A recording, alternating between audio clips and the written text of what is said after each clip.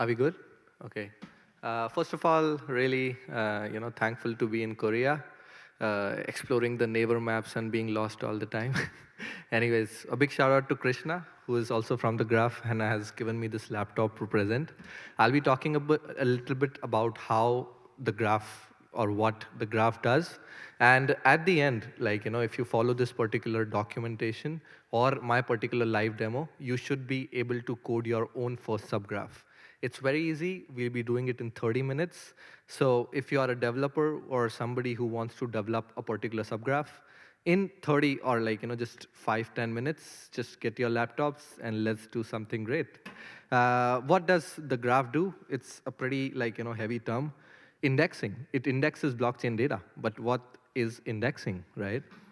Indexing is something what Google does to Web2, right? Basically, you have all the web data that exists on the internet, right? For example, if I want to search ETH Seoul, right?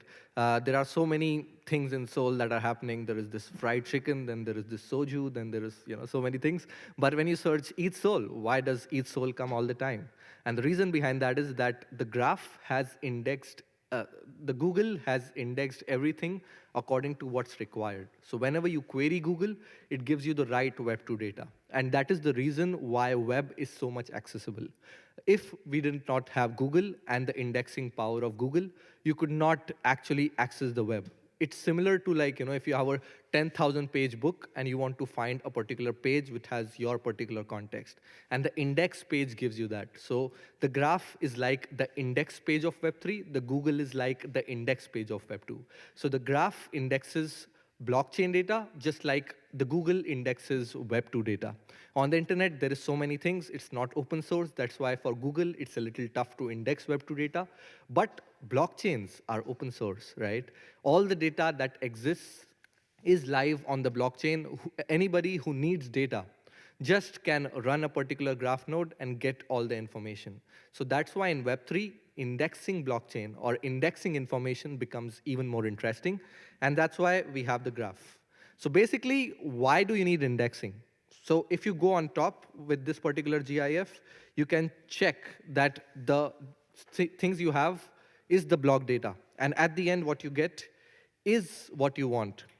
Basically, what I mean is that in a particular block, there are so many data that exist. For example, you just want the Uniswap data, right? You want to know that USDC USDT swap, what's the rate for that, or how many people are doing a USDC USDT swap in one particular second, right? You just want to get that particular information.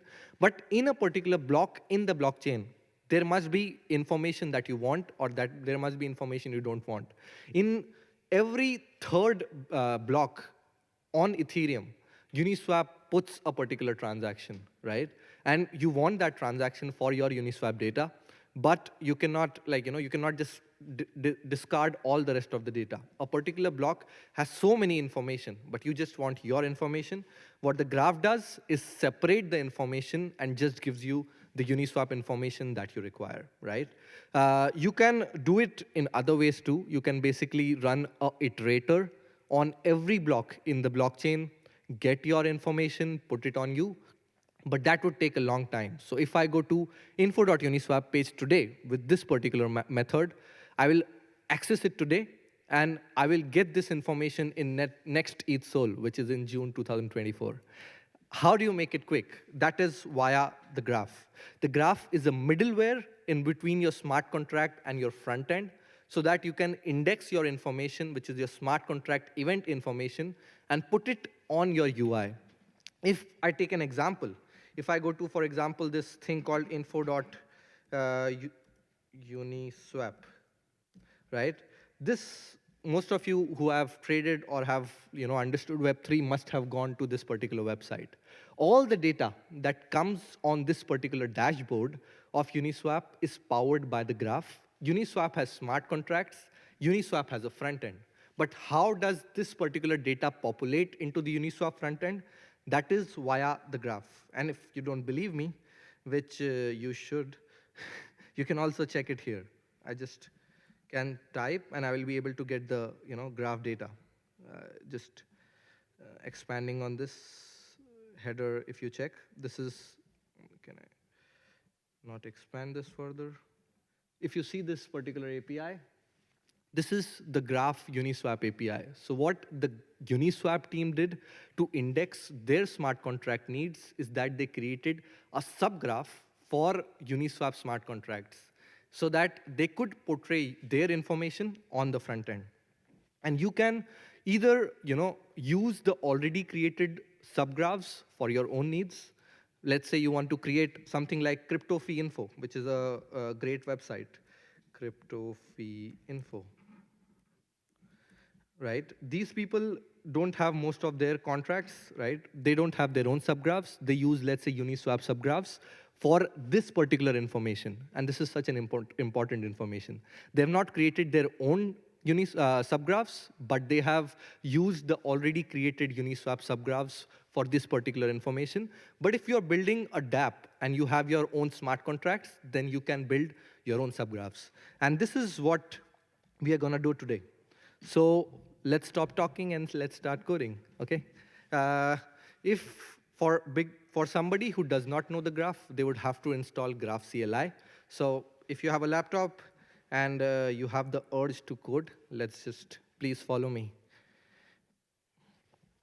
This is, let me just go to the graph.com/studio. Is this visible, guys? I hope it is. You then go to create a subgraph. No, wait. Let me just go to create a subgraph and name it Krishna, who's right here. And I'll be deploying it on Sepolia because nowadays even Gorley is expensive. Create a subgraph. So our subgraph is created. No, I'm just kidding. This is just the dashboard to create a subgraph, right? And first of all, what I'll do is install the Graph CLI, which exists over here. So this is the information you need, right, for the graph tooling. This is not the start of our workshop. This is just the information you need, the libraries and the packages you need before you start using the graph. Once you have this, the most important thing is let's create a smart contract first. I go on Remix. I am on Remix. I hope everybody has used this. If you have not, then you should use it in this particular hackathon. And I will create a new workspace. And let's deploy ERC20's token, do an ICO, get $1 million, and just get out. Anyways, so I have created an ERC20 smart contract. This is a simple, basic, vanilla ERC20 smart contract which is mintable. And what I do of this particular smart contract is I will deploy it on Sepolia. I have the smart contract, very, very simple. Let's just deploy it. Oh, there's an error. Fine, it deploys. Let's just deploy the smart contract. Up till here, I don't think there is anything new that you guys might be seeing. No, I have to shake it to MetaMask. Let's deploy the smart contract, confirm the transaction. And so I have my ERC20 token smart contract deployed. Hi, Sam. Hey, how are you? Not good. Very good, very good. Sorry. So I have this smart contract, right, which is a ERC20 token smart contract, and I have named it my token, right? This is a smart contract, and it is already verified on Etherscan. If you create your own custom smart contract, you'll have to verify yourself. So this is a smart contract, which is a ERC20 token, right? And right now, it does not have any transactions. What I'm going to do now is the graph part. As of now, we have deployed a ERC20 token, right? That's all that we have done. And we have installed the Graph CLI packages. Now, I just go here, just close these things. No, not this one. Yeah, I'm in the terminal. You might not be able to see it. Can I increase? Is it visible? This is the place where magic happens, right?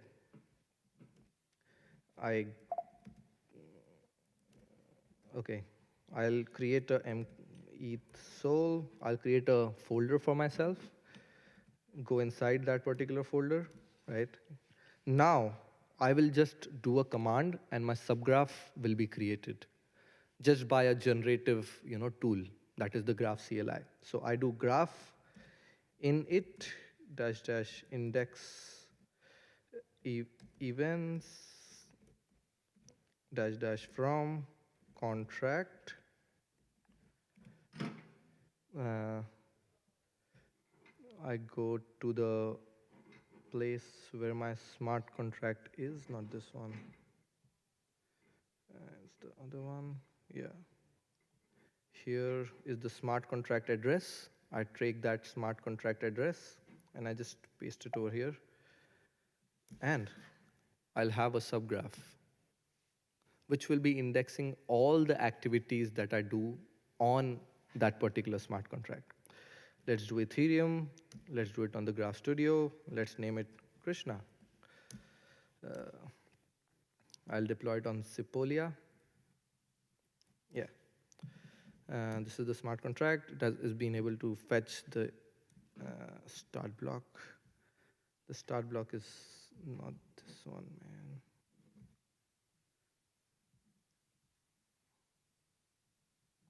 Okay.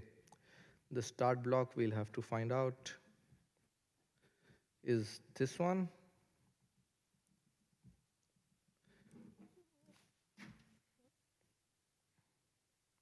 And it's installing the dependencies so that my ERC20 subgraph is created. What I've done is deployed a smart contract, right? And now I want to track all the activities that I do with that ERC20 smart contract. Let's say I mint a token, I transfer the token. All these things will be tracked via the subgraph, and that's we'll see right now how did it happen.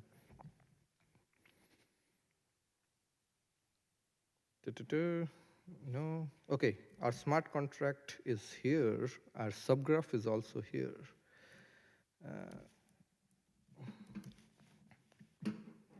Okay, so we have our subgraph deployed over here. Let me just go a little detail to explain you what does this contain.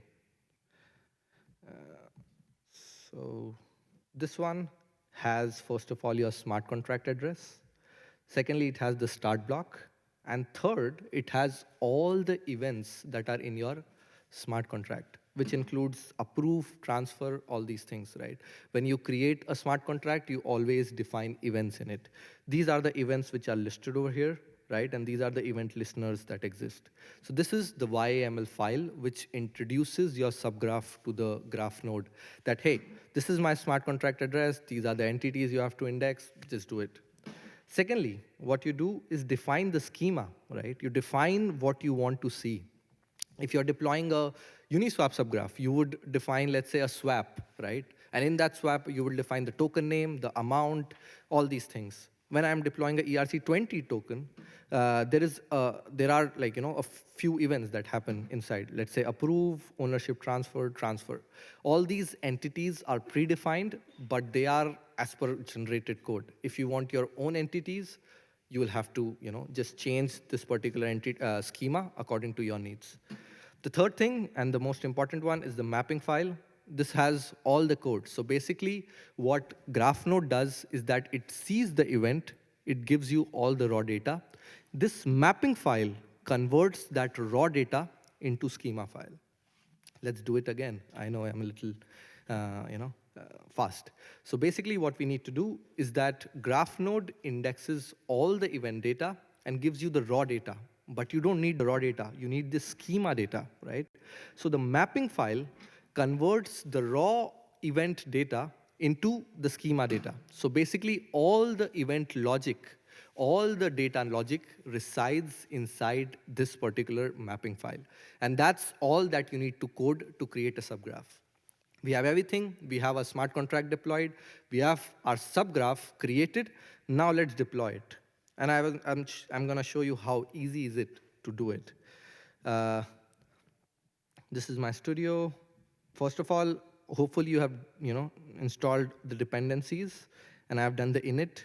The next thing is I do the graph auth. This is just something that's required to, just deploy on your place. Okay, graph all done. Then I will do a code gen and a build. And again, I'm not, I'm just copying things from the dashboard. And I'll deploy the subgraph. 0.0.1 version.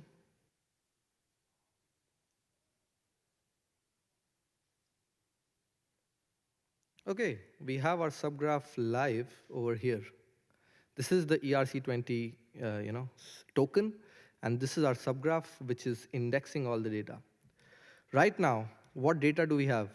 Nothing, right? We have not done, oh, we have something. What? Okay, let's check a transfer. We never did a transfer. Let's check a transfer. Transfer. Transfers, first 10.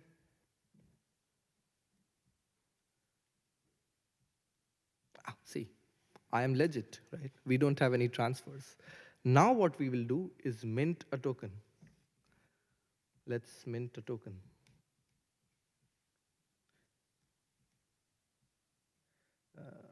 Mint, I'm gonna mint it on myself, right? Because it's an ICO, remember? The foundation gets 100% allocation. I'm just kidding.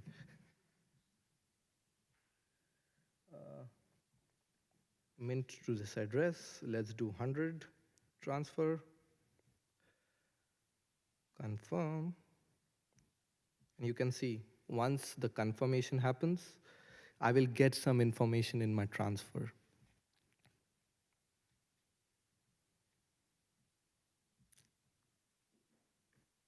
Etherscan is still indexing the data, but the graph has already not indexed the data. It happens, guys, it happens. We'll blame it on the internet. Erica,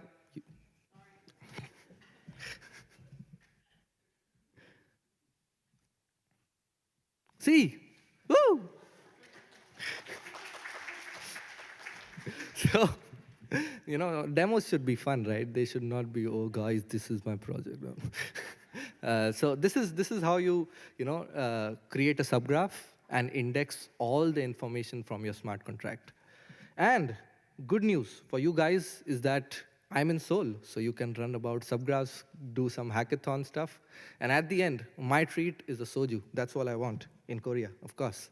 So if you have learned something from this particular demo, do tweet about it. This is how you scan. Let's create some noise that you deployed your first subgraph. Let everybody know that subgraphs are awesome. The graph is awesome. And Seoul is awesome. Soju is awesome. Fried chicken is awesome. Erica, who has created this KryptoSeoul things, is awesome. Big shout out. Yeah. Why do you need subgraphs? Because there is about 15 million blocks that exist on Ethereum. And if you scan every particular block and get every particular transaction in that particular blockchain, you will be paying more money to Google than it's required to buy the whole Google, right? That's why you need something like the graph so that it can index transaction data and give you all the results. You either create your own subgraph if you are deploying a smart contract, or you can use already existing subgraph for amazing dashboards. We are sponsoring this hackathon for all the amazing hackers. So if you're creating a new subgraph, we have $1,800, which is awesome. Or if you are using an existing one, we have $1,500 as grand prizes. And me and Krishna, as we were saying, will be here all 2 days. So if you are writing a smart contract and deploying smart subgraphs, then reach out to us. We'll be easily be able to help you out. As I told you, it's a very easy step. Deploy a smart contract, do graph in it, have the index data, create a schema, use that schema for your front end. That's it. Thank you.